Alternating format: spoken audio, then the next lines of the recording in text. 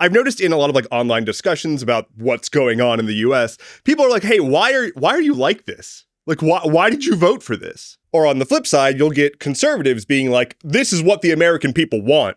They voted for this. 50% of the country is Republicans. It's a very frequent and common line that like it's a 50-50 split between Democrats and Republicans, as if that's how the political spectrum works at all. But that's also just wrong. But that doesn't stop bad actors from going on the TV and saying, yes, 50% of Americans want this. And also, it's more than 50%. It's a silent majority. They love to say that the conservatives are a silent majority in this country.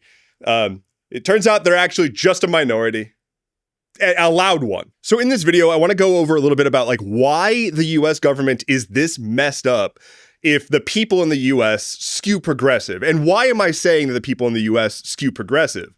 Let's take a look at some data. First things first, you need to understand that the United States president is not elected by popular vote. They are elected by electoral college. That's not what this video is about, but long story short, it's not a popular vote contest. And because of that, there hasn't actually been a Republican candidate who won the presidency and won the popular vote since 2004 with George W. Bush. Trump in 2024 got more votes than Harris, but it was technically a plurality, not a majority. He got the most votes of any candidate, but no candidate got more than 50%. But that is kind of an unnecessary distinction. Let's go into some more concrete data that shows how people feel about policies. If you listen to our politicians debate about shit, you would think that we've got a far-right party and a right-wing party. And that's because we do. I'm about to read a whole bunch of poll numbers on a whole bunch of policies.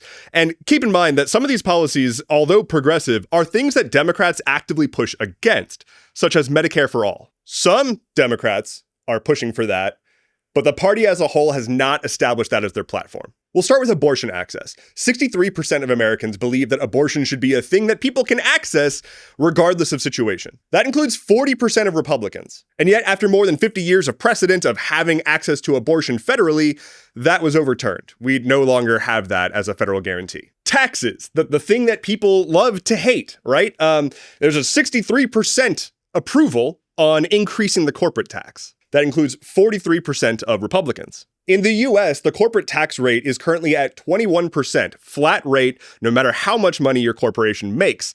That was brought down by Trump in his first term. It used to go up to 40%, and now it doesn't. Also of note, 21% is the top rate. Most companies don't pay that amount because of tax write-offs and loopholes and shit. There is 58% support for increasing taxes on households taking in over $400,000 a year. And 72% of people support increasing taxes on the ultra wealthy, people who have over $100 million of net worth. Healthcare, that thing that drives CEOs to get shot. The healthcare system in the US is fucked. It's so bad. I've watched Europeans onboard to a job in the US, and I've watched their faces while they're being told how the healthcare system works and how they're going to have to pick a healthcare plan. I've seen fear. And so support for universal healthcare, or Medicare for all, is at 65% in the United States. 65% of people want Medicare for all. That is a significant majority. But how about the big touchy subjects, the one that Trump ran on and won? Immigration. 78% of United States citizens, when polled, support a pathway to citizenship for undocumented immigrants living in America who meet certain conditions. 78%.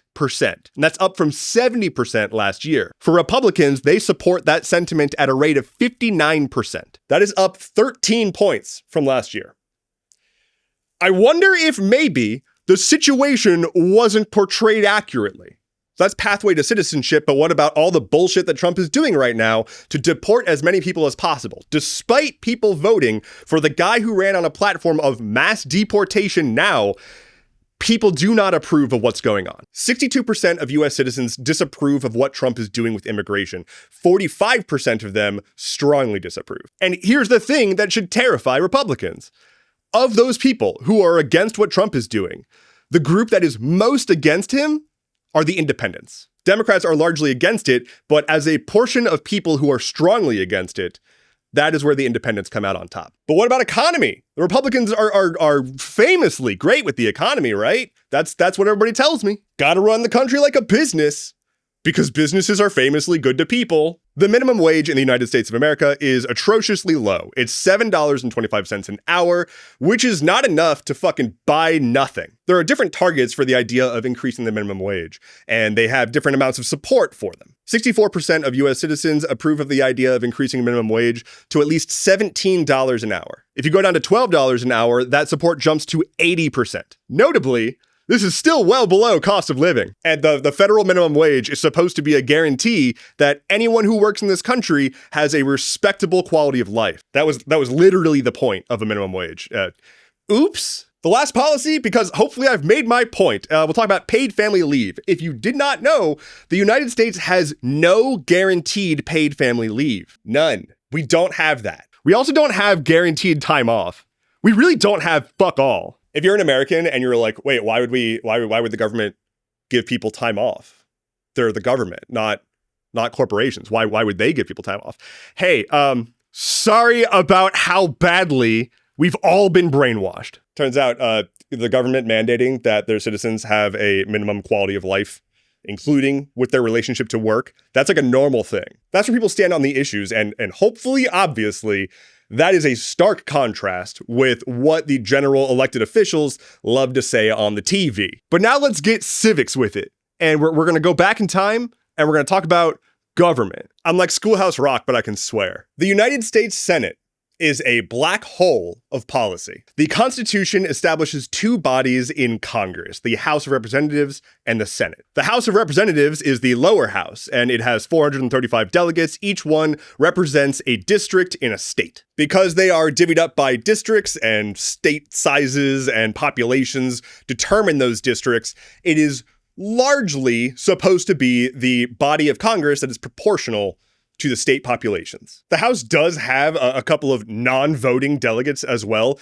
DC, which does not have representation in Congress, has a non-voting delegate, same with Puerto Rico. The Senate is the upper house, and the Senate has 2 senators per state, no exceptions. There are 50 states, so that's 100 senators. In the Senate, DC, Puerto Rico, no representation whatsoever. Just a few million US citizens with no representation despite being taxed. So we have the House and the Senate. The House is supposed to be proportional. The Senate represents the administration of the states, not the people. The argument for this is that it's supposed to prevent tyranny of the majority. That is what they usually say when the people who benefit from the system are asked why this is okay. And that has been the case when you go way back to the founding of the country, all the way back into the 1700s. That's not that far back. At the Constitutional Convention, James Madison was like, hey, okay, look, guys. The Senate should definitely serve the upper class. So I think we can all agree that we need to have the owning class be powerful. But the Senate should also be proportional because having 2 senators per state will wildly misrepresent what people want. Smaller states were like, fuck you. No. If we're going to join the union, we want equal representation in the Senate. We want to be as powerful as every other state. And if you don't give us that, we refuse to join the union. Ultimately, Madison conceded in order to get the union formed. He went on to say that wasn't a good decision, but it was necessary politically. Hundreds of years later, with all of the population changes that we've had, all of the dynamic changes that we've had, all of the additional states that we've brought into the union, nothing has changed about the Senate. Regardless of population, you've got 2 senators. So let's talk about some numbers here. Senate clout is the concept of essentially how much voting power in the Senate does a given resident of a state have. Let's take an example of California and Wyoming. California has a population of 39,538,223. They have 2 senators. Wyoming's population is 576,851. They have 2 senators. When compared, Wyoming would have a Senate clout percent of 100, and California would have a Senate clout percentage of 1.5. Is at this point that I want to say, no, just moving to another state is not a solution to systemic problems. Here is another way to analyze the Senate, the MAL index. It's the malappropriational index. It's a calculation that determines what percent of senators would need to be redistributed across the states to have equal representation. It is essentially how far off from actually representing what the people want is the Senate. From the drop, it wasn't great. In 1790, the MAL index was 26%. In 2020, 36%.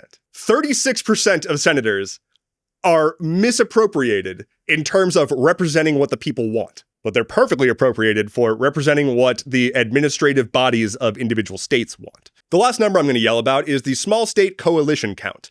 And this is if you take the populations of all of the smallest states until you have enough senators to have a majority. In 1790, that was 27.4% of the population.